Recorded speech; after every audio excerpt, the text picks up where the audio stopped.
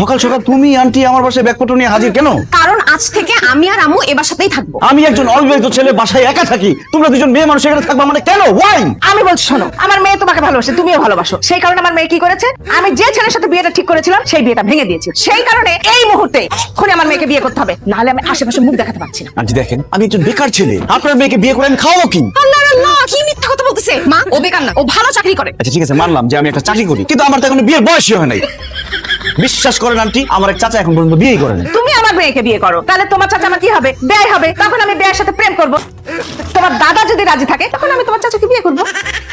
Aunty আপনি কেন বুঝতে পারতেছেন না? আমার দাদার অনুমতি ছাড়া আমি বিয়ে করতে পারবো না। আপনারা যান এখান থেকে। প্রেম করার সময় তো দাদার অনুমতি নাও নাই, এখন যেহেতু প্রেম করছো বিয়ে করতেই হবে। বিয়ে আমাকে এখন না করলে আমি আর আম্মু এখান থেকে যাবো না। আপনারা যত যাই বলেন, আমি এখন বিয়ে করতে পারবো না। আপনারা এখান থেকে যান। ও, সোজা আঙ্গুলেতে ঘি উঠবে না, আঙ্গুল এখন আমার বাঁকা করতে হবে। এখন আমি চিৎকার করে লোকজন ডাক দিব, তারপর বলবো তুমি আমাকে রাস্তা থেকে তুলে আনছো, আমার ইজ্জত লুট করার চেষ্টা করছো, আর সাক্ষী থাকবে আমার মা।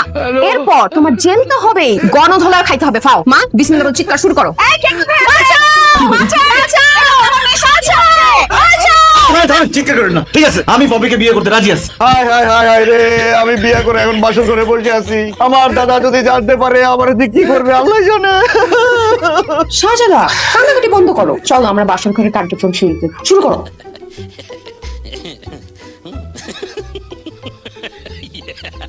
বাহ পপি, মাশাআল্লাহ, তোমার তো খুব সুন্দর লাগতেছে। তোর হাতটা ধরো। তোমার হাতটা কি আমি ধরতে পারি?